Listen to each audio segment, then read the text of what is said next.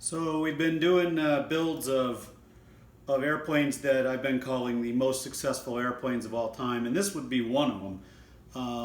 This was the DC3, Douglas Company, DC3, when it was private, but then it was heavily used in World War II as the C47 transport plane. It had all kinds of jobs.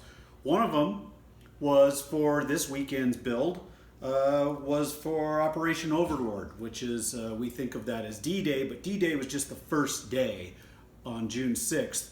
Overlord went on for like 2 weeks.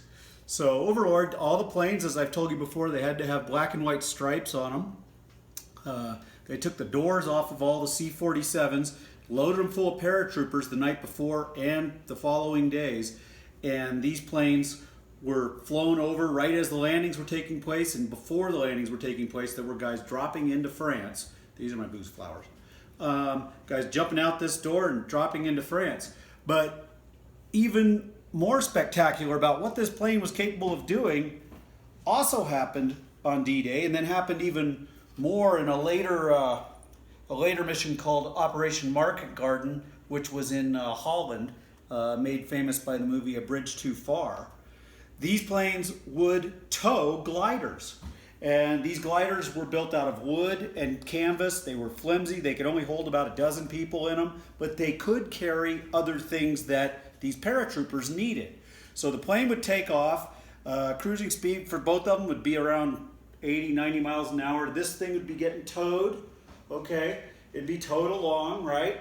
And then just before these guys are going to got to jump out, they detach the cable, and this glider would glide down and then land. And a lot of times they could jettison, the later models in this, they could just jettison the wheels because the wheels were heavy, so they'd just lose them on takeoff. And the thing would land on skids, okay? And they needed to do this because in Overlord, because everything had been flooded behind the Atlantic wall, and the planes were just going to auger in with these wheels. So they put these skids on them. Glider lands on its skids, and this particular model of the glider, you could unhinge the front, and it wasn't for carrying troops as much as it was for carrying things like a 105 howitzer. It could carry a Jeep even. And the bigger ones the British-made one, it was similar to this G4 glider, that could carry even a very small tank.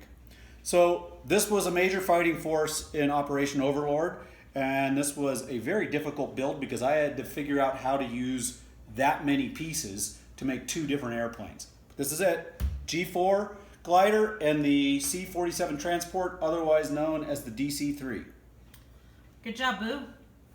An iris from the garden, peonies, and Mabu made an apple pie today, as well as Legos. And this. Happy Sunday.